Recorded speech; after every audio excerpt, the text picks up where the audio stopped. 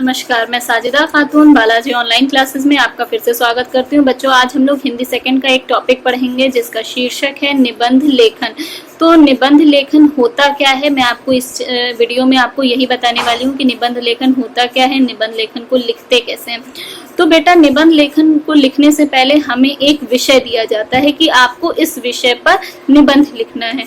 तो अब निबंध क्या होता है, तो निबंध किसी विषय पर, मतलब जो भी आपको विषय दिया गया हो उस पर एक सीक्वेंस वाइज यानी एक क्रमबद्ध तरीके से व्यवस्थित रूप में लिखी गई रचना को, यानी जो कुछ भी हम उस विषय पर लिखते हैं, मतलब वो कैसा होना चाहिए, क्रमबद्ध होना चाहिए, एक सही सीक्वेंस में होना चाहिए और व्यवस्थित होना चाहिए। ये नहीं कि यहाँ का वहां उठाकर लिख दिया, जो जानकारी पहले देनी थी वो जानकारी बाद में दी जा रही है, तो नहीं, एक व्यवस्थित रूप में लिखी गई रचना क्या कहलाती है, निबंध कहलाती है। निबंध लिखने के लिए हम लोगों को 2-3 बातों का ध्यान रखना चाहिए। तो सबसे पहली बात ये होती है कि अगर हमें कोई विषय दिया गया है निबंध लिखने के लिए, तो हमें उस विषय पर जानकारी होनी चाहिए। ठीक है, उस विषय पर हमें पहले से जानकारी प्राप्त होनी चाहिए कि हमें इस विषय पर लिखना है, तो हमें उसके बारे में जो जो जानकारी पहले से एकत्रित कर ले।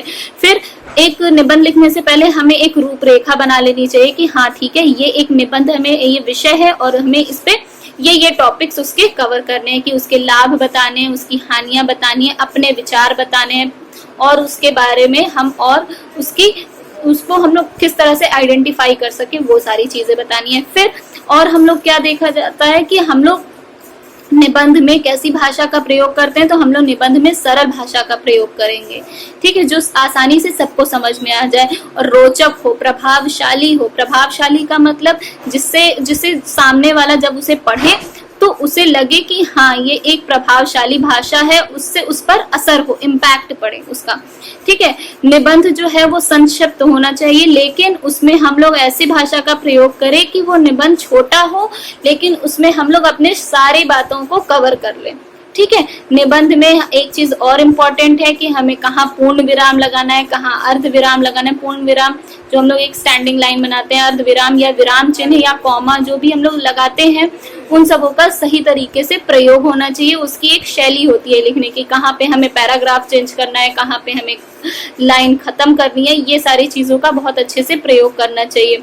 और अगर हम लोग चाहें तो मुहावरों में लोकोक्तियां या मुहावरे भी ऐड कर सकते हैं। जैसे कि मान लीजिए अगर आपको एक विषय दे दिया गया गाय पर आपको निबंध लिखना है। ठीक है, तो गाय पे निबंध लिखने से पहले हमें गाय के बारे में जानकारी होनी चाहिए कि गाय, अब हम हमारे दिमाग में उसकी इमेज आ जाएगी कि गाय गाय कैसी होती है। तो गाय के रंग के बारे में बता दिया, गाय के फिजिकल के बारे में बता दिया कि उसके 4 पैर और